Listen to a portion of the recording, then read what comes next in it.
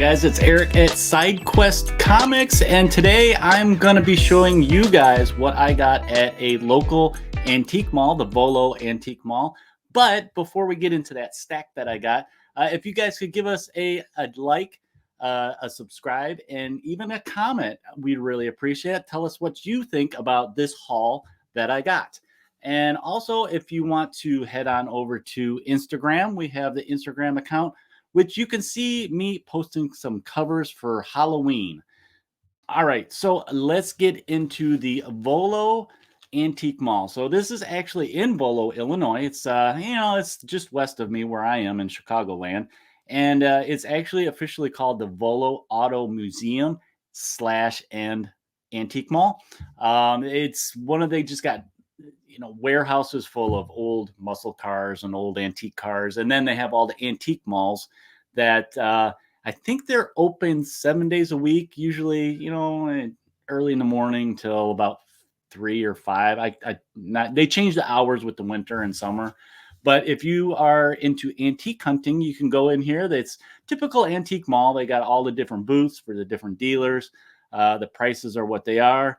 What I like is sometimes they have sales. So sometimes dealers are maybe downsizing or they're just not moving their product fast enough. They'll put like 10, 20% off on it. Or maybe they're just leaving the antique mall and they really put it on a clearance sale. So if you're interested and you're in the Chicagoland area, Northern Illinois, you can go to, I'll put a link that you can type in. Hopefully my links will work eventually. It's voloshopping.com if you want to check out the antique mall or even the auto museum. So let's get into the pile that I got. A couple different dealers. Me and my wife went on a Sunday so we could spend the whole time just going through all the dealers because there's that many. It takes a long time to get through them.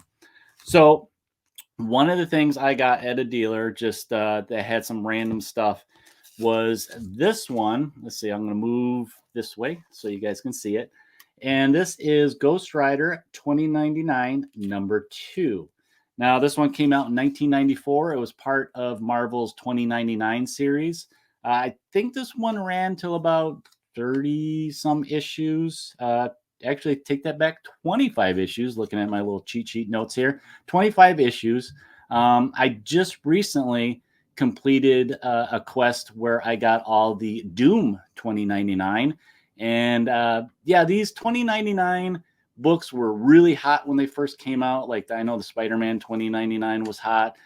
They did Punisher, X-Men. I have all the X-Men 2099. And, a lot of times you see them in the dollar bins or at antique malls for real cheap. Like I think this was $2. Not very much. And the cover here is by Mark Beckingham. This one will actually go with the one that I got not that long ago at a flea market. So at flea market, I found number 1, which I never had. And now I got number 2. So I'm well on my way of questing this series out.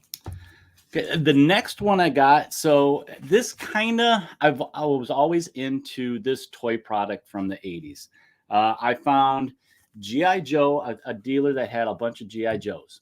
Now, this is number 17, and this is the first cover appearance of Major Blood, as you can see him right there on the cover. Now, significance of this, Major Blood was one of my favorite characters, mainly because when I was a kid, he was the first G.I. Joe Real American Hero action figure I got. If I remember right, it was Christmas. He was in my stocking, so he was the first one, and I still have my original. Now, granted, he's seen some days, so he's a little worn out. And this copy, it's not a great copy. I didn't really care about the copy. I think I paid, was it they're $3, $4? I think it was a little bit cheaper than that. And yeah, this was Larry Hama wrote this series at this time, and Mike Volsberg, if I'm saying his name right, did the cover. And yeah, this was really cool. 1983 G.I. Joe kind of made me think that, I kind of want to start picking up some of the key books from this series from the 80s. They had a lot of first appearances and stuff like that.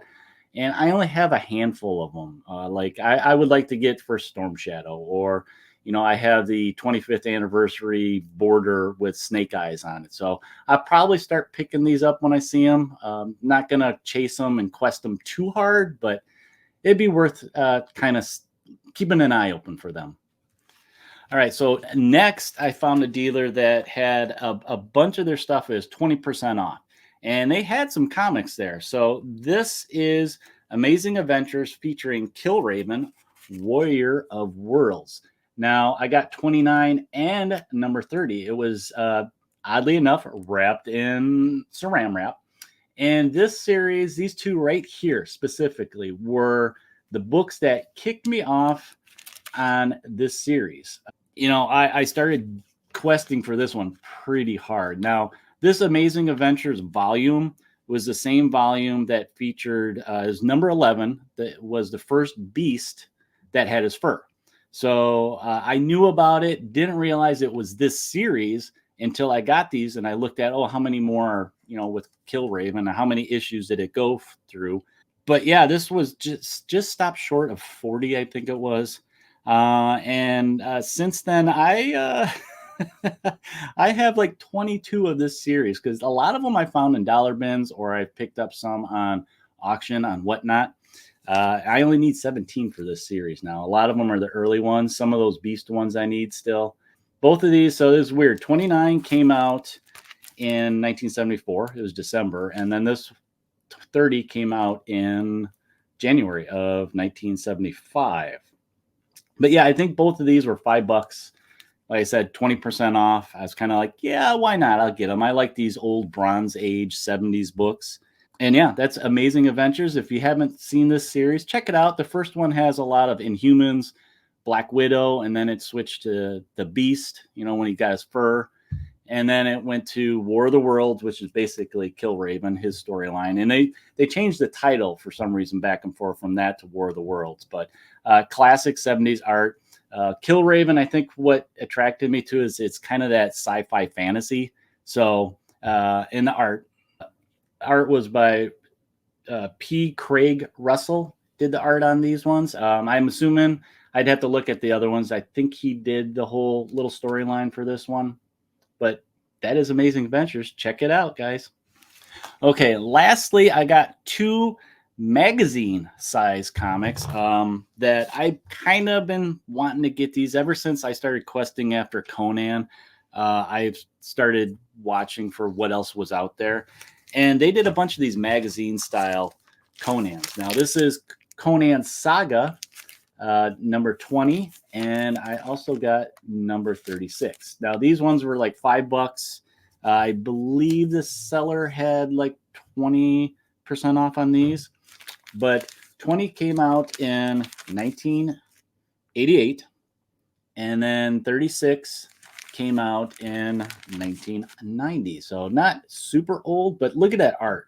The art's what really attracted me to this these two specifically, because the seller had a whole bunch of them, and I just picked out the ones that I really liked the art. The artist for both of these was Earl Norham. I hope I'm saying his name right also. But yeah, look at that art. That's classic Conan fighting the monster. You got the damsel in distress back there. Now, all these magazines were in black and white. Look at that one, just Conan fighting zombies. They had my number right there, right from the start.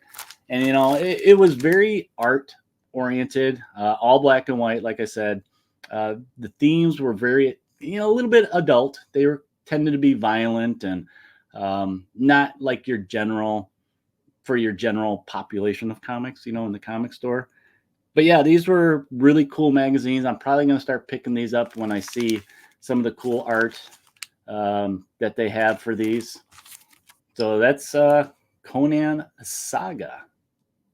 Well, I wanted to keep this a short one for you guys today for my pickups at the antique malls. This is the Volo Antique Mall that you can visit in their link below if you're local to the Chicagoland area.